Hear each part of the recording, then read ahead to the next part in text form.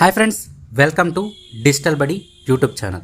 Friends, ఈరోజు వీడియోలో మనం వచ్చేసరికి మనకి ప్రస్తుతం అన్ని ప్రభుత్వ పథకాలకు సంబంధించి అది స్టేట్ గవర్నమెంట్ అయినా కానీ సెంట్రల్ గవర్నమెంట్ అయినా కానీ డీబీటీ ద్వారా మనీ అనేది లబ్ధిదారులకు వేస్తున్నారని చెప్తున్నారు. అసలు ఈ డీబీటీ అంటే ఏంటి, అలాగే మీ యొక్క ఆధార్ కార్డ్కి ఏ బ్యాంక్ అకౌంట్ అనేది లింక్ అయి ఉంది, అలాగే మీకు 2-3 అకౌంట్లు ఉంటే సో మీరు డీబీటీ ద్వారా మీకు అమౌంట్ అనేది ఏ అకౌంట్కి మీకు డిపాజిట్ అవుతుంది వంటి కంప్లీట్ ఇన్ఫర్మేషన్ అయితే మనం ఈ వీడియో ద్వారా తెలుసుకుందాం. టాపిక్లోకి వెళ్ళబోయే ముందు మీకు పాన్ కార్డుకి సంబంధించి ఎటువంటి సమస్యలున్నా, మీకు పాన్ కార్డ్ పోయినా కానీ, లేదా మీ పాన్ కార్డ్ నెంబర్ తెలియకపోయినా, లేదా పాన్ కార్డులో ఎటువంటి కరెక్షన్ చేయాలన్నా కానీ కింద మన వాట్సాప్ నెంబర్ లేదా ఇన్స్టాగ్రామ్ ఉంటుంది. సో మీరు అందులో మెసేజ్ అయితే చేయొచ్చు. అలాగే ప్రభుత్వ పథకాలకు సంబంధించిన ఎటువంటి సమాచారం అయినా కానీ ఎప్పటికప్పుడు మీరు తెలుసుకోవడానికి మీరు చూస్తున్న వీడియో కింద కనిపిస్తున్న red colour subscribe button press చేసి డిజిటల్ బడి యూట్యూబ్ ఛానల్ని సబ్స్క్రైబ్ చేసుకోండి. ఇంకా లేట్ చేయకుండా మనం టాపిక్లోకి వెళ్ళినట్లయితే సో మనకి ప్రస్తుతం ప్రభుత్వ పథకాలకు సంబంధించి లబ్ధిదారులకు డీబీటీ ద్వారా అమౌంట్ ఇస్తామని ప్రభుత్వాలు చెప్తున్నాయి. అసలు ఈ డీబీటీ అంటే ఏంటి? సో ఇక్కడ డీబీటీ అంటే డైరెక్ట్ బెనిఫిట్ ట్రాన్స్ఫర్ అనమాట. అంటే మీ ఆధార్ కార్డుకి ఏ బ్యాంక్ అకౌంట్ అయితే లింక్ అయి ఉంటుందో డైరెక్ట్గా మీ ఆధార్ నెంబర్ ద్వారా మీకు అమౌంట్ అనేది డిపాజిట్ చేయడం జరుగుతుంది. అయితే మీ ఆధార్ కార్డ్కి ఏ బ్యాంక్ అకౌంట్ లింక్ అయిందో ఎలా తెలుసుకోవాలి, అలాగే మీకు 2-3 అకౌంట్లు కనుక ఉన్నట్లయితే సో ఏ అకౌంట్లో అమౌంట్ పడాలనేది మీరే డిసైడ్ చేయొచ్చు. ఆ అకౌంట్ని ఏ విధంగా చేంజ్ చేయాలి వంటి కంప్లీట్ ఇన్ఫర్మేషన్ అయితే మనం ఈ వీడియో ద్వారా తెలుసుకుందాం. సో వీడియోని ఎక్కడ స్కిప్ చేయకుండా కంప్లీట్గా చూసినట్లయితేనే మీకు అర్థమవుతుంది. ఇంకా మనం టాపిక్లోకి వెళ్ళినట్లయితే ముందుగా మనకి ఆధార్ కార్డుకి ఏ బ్యాంక్ అకౌంట్ అనేది లింక్ అయిందో ఎలా తెలుసుకోవాలో ఇప్పుడు చూద్దాం. దానికోసం మీరు ఆధార్కి సంబంధించిన వెబ్సైట్లోకి వెళ్ళాలి. సో నేను డైరెక్ట్గా మై ఆధార్లోకి వెళ్ళిపోతున్నాను. సో మీరు గూగుల్లోకి వచ్చేసి myAadhar.uidi.gov.in కొట్టినట్లయితే మీకు ఈ విధంగా వస్తుంది. లేదా మీరు గూగుల్లోకి వచ్చేసరికి UIDAI అని కొట్టండి. సో ఇక్కడ నా ఆధార్ అని ఉంది కదా, దాని మీద క్లిక్ చేయండి. సో మీకు ఈ విధంగా ఆధార్ హోమ్ పేజ్ ఓపెన్ అవుతుంది. తర్వాత ఇక్కడ ఆధార్ని డౌన్లోడ్ చేసుకోండి అని ఉంది కదా, దీని మీద క్లిక్ చేయండి. ఇది మీరు మీ మొబైల్లో కూడా చేసుకోవచ్చు. సో ఇక్కడ డాష్ బోర్డ్ మీద క్లిక్ చేసినట్లయితే మీకు ఈ విధంగా లాగిన్ స్క్రీన్ వస్తుంది. సో ఇప్పుడు మీరు లాగిన్ అయితే అవ్వాలి మీ యొక్క ఆధార్ నెంబర్తో. సో దానికోసం మీ ఆధార్ కార్డుకి మీ యొక్క మొబైల్ నెంబర్ అనేది లింక్ అయి ఉండాలి. సో మీ ఆధార్ కార్డుకి ఏ మొబైల్ నెంబర్ లింక్ అయిందో తెలుసుకోవాలనుకుంటే మీరు ఇక్కడే మై ఆధార్ హోమ్ పేజీలో ఇక్కడ చెక్ ఆధార్ వ్యాలిడిటీ అని ఉంది కదా, దీని మీద క్లిక్ చేసి ఇక్కడ ఆధార్ నెంబర్ ఎంటర్ చేసినట్లయితే మీ ఆధార్కి లింక్ అయిన మొబైల్ నెంబర్ చివరి 3 అంకెలు అయితే కనిపిస్తుంది.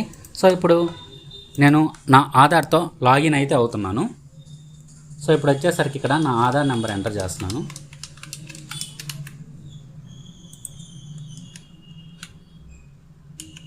సో క్యాప్చా కోడ్ కూడా ఎంటర్ చేసిన తర్వాత మీరు సెండ్ ఓటీపీ కొట్టాలి, లాగిన్ విత్ ఓటీపీ కొట్టాలి. సో దీని మీద క్లిక్ చేద్దాం. సో ఇప్పుడు మీకు ఆధార్కి లింక్ అయిన మొబైల్ నెంబర్కి ఓటీపీ అయితే వస్తుంది. సో మనం ఆ ఓటీపీని అనేది ఇక్కడ ఎంటర్ చేయాల్సి ఉంటుంది. సో ఓటీపీని ఎంటర్ చేద్దాం. సో ఓటీపీ ఒక్కొక్కసారి లేట్గా కూడా వస్తుంది, మీరు కంగారు పడాల్సిన అవసరం లేదు.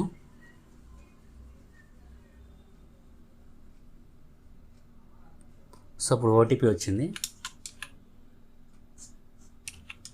సో ఓటీపీ ఎంటర్ చేసి లాగిన్ మీద అయితే క్లిక్ చేయండి.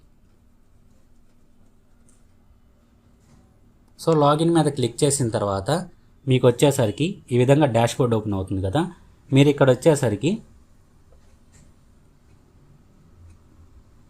బ్యాంక్ అకౌంట్ స్టేటస్ అని ఉంటుంది, ఒకసారి చూద్దాం. ఇదిగోండి బ్యాంక్ సీడింగ్ స్టేటస్, దీని మీద అయితే క్లిక్ చేయండి. సో దీని మీద క్లిక్ చేస్తే మీ ఆధార్ కార్డుకి ఏ బ్యాంక్ అకౌంట్ అనేది లింక్ అయిందో మీకు చూపిస్తుంది. సో ఆధార్ సర్వర్ అనేది కొద్దిగా స్లోగా ఉంటుంది, వెయిట్ చేయండి.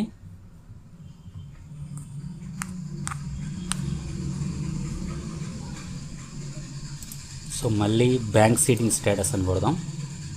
సో ఆధార్ సర్వర్ స్లోగా ఉంది. సో ఇక్కడ చూపిస్తుంది కదా. సో నా ఆధార్ కార్డుకి వచ్చేసరికి ఇండియన్ బ్యాంక్ అని ఉంది, బ్యాంక్ అకౌంట్ స్టేటస్ కూడా యాక్టివ్లో ఉంది. మీకు ఈ విధంగా ఉండాలి. సో మనకి ఎప్పుడు అప్డేట్ అయిందో కూడా మీకు ఇక్కడ డేట్ అయితే చూపిస్తుంది. సో ఇప్పుడు వచ్చేసరికి మీకు రెండు బ్యాంక్ అకౌంట్స్ ఉన్నాయనుకోండి. ఫర్ ఎగ్జాంపుల్ యూనియన్ బ్యాంక్లో ఒక అకౌంట్ ఉంది, స్టేట్ బ్యాంక్లో ఒక అకౌంట్ ఉంది. సో ఇప్పుడు మీ ఆధార్కి డెబిట్ ట్రాన్స్ఫర్ కోసం స్టేట్ బ్యాంక్ అకౌంట్ అయితే లింక్ అయి ఉంది, కానీ మీరు యూనియన్ బ్యాంక్ అకౌంట్కి చేంజ్ చేయాలంటే ఏ విధంగా చేసుకోవాలో ఇప్పుడు చూద్దాం. దానికోసం మీరు ఎన్పిసిఎల్ వెబ్సైట్కి అయితే వెళ్ళాలి. So national payments corporation of India అనమాట. ఎన్పిసిఐ.